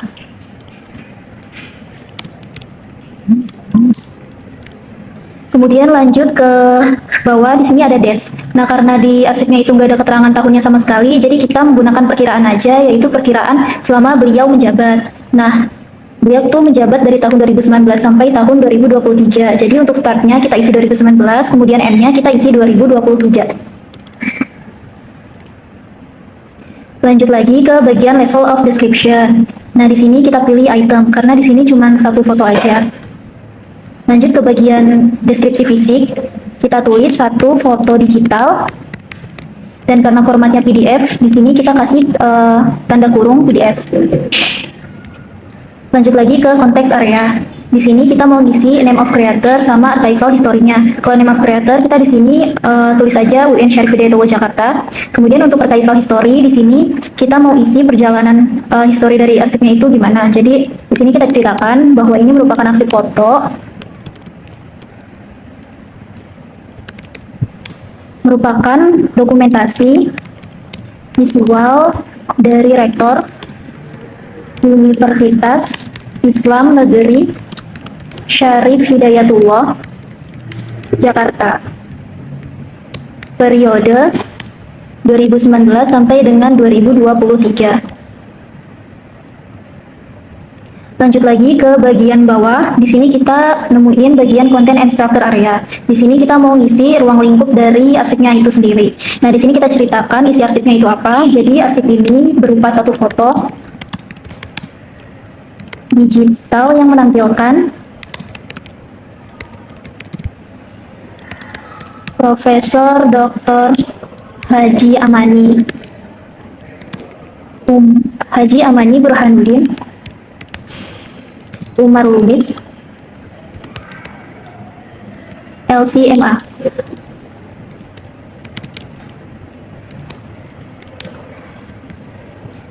Sebagai Rektor UN Syarif Hidayatullah Jakarta periode 2019 sampai 2023. Nah, arsip ini mendokumentasikan figur rektor sebagai bagian dari pimpinan UN Syarif Hidayatullah Jakarta.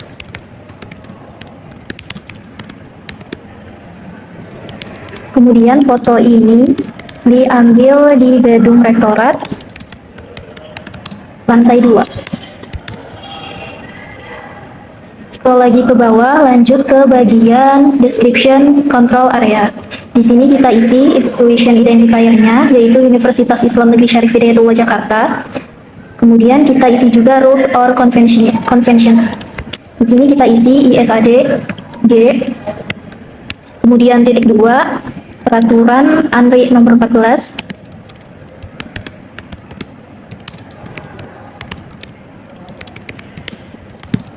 Tahun 2018.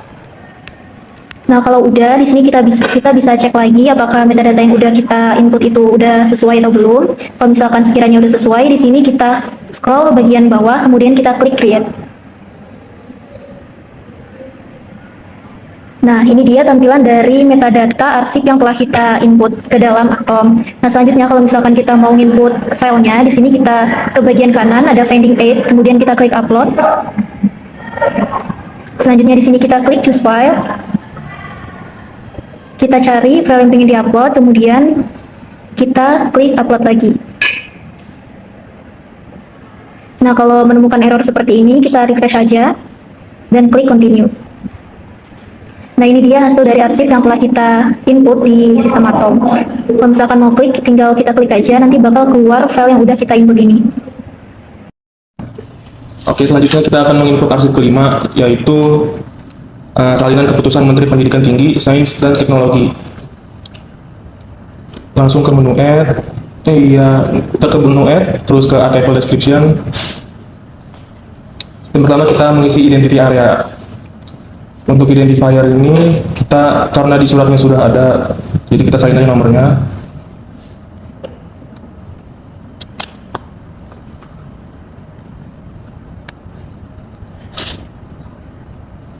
Nah, terus untuk judul ini, judulnya ada salinan keputusan Menteri Pendidikan Tinggi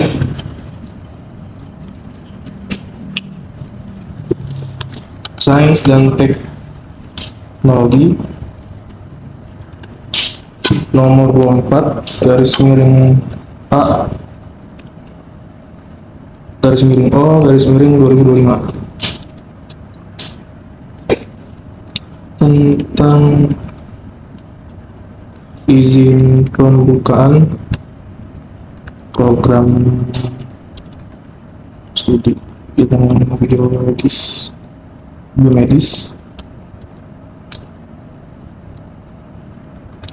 program magister pada Universitas Islam Negeri Syarif Hidayat Jakarta. Selanjutnya kita sampai ke dates.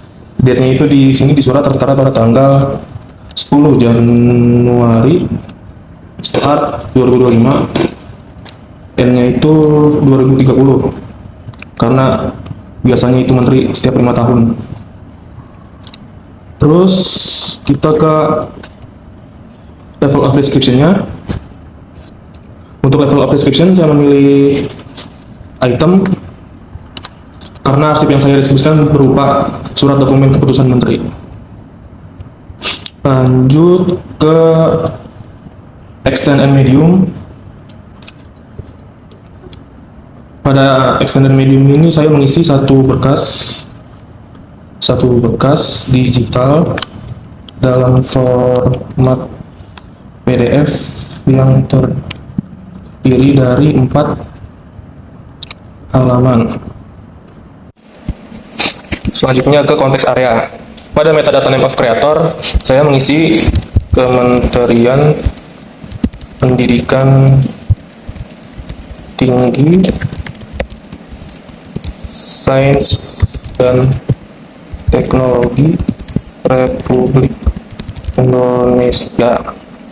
Karena kementerian tersebut merupakan lembaga yang menerbitkan keputusan sehingga menjadi pencipta arsip. Terus pada archival history-nya, saya tidak mengisi karena tidak terdapat informasi mengenai riwayat perpindahan atau pengelolaan arsip sebelum disimpan. Metadata ini bersifat opsional sehingga dapat dikosongkan apabila informasinya tidak tersedia. Terus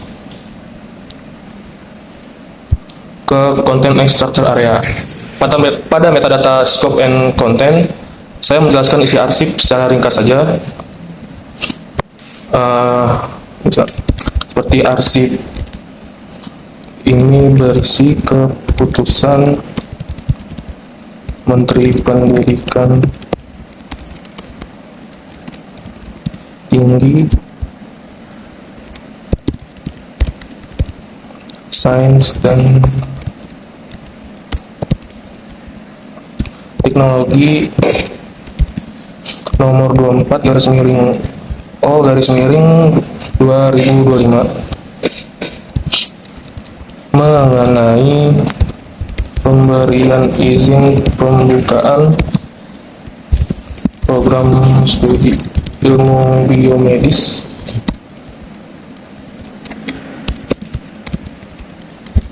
program magister pada Universitas Islam Negeri Jakarta Syarif Hidayat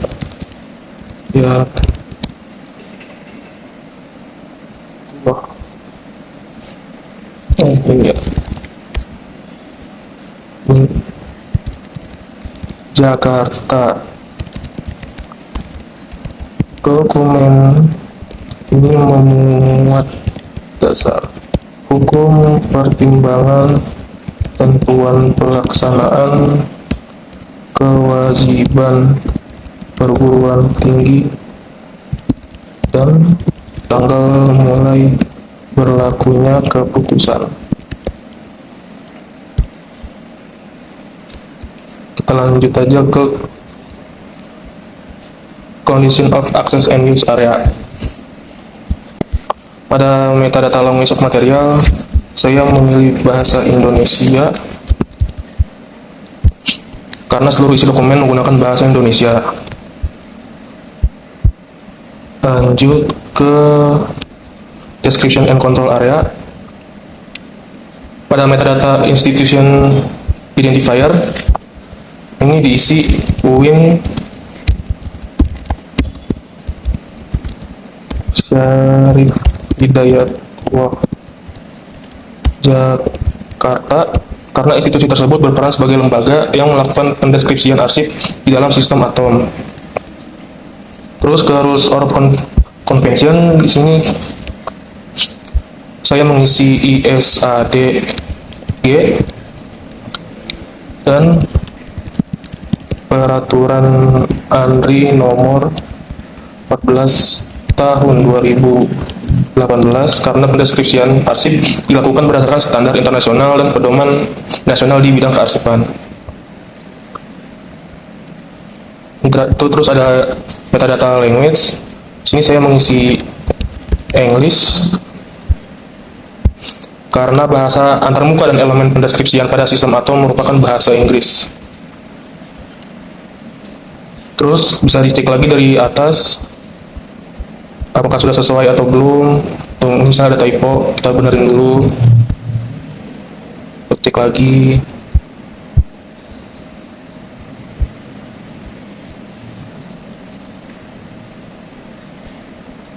Nah, kalau sudah sesuai kita save. Nah, ini tampilannya. Lalu di sini kita akan mengupload dokumen arsipnya.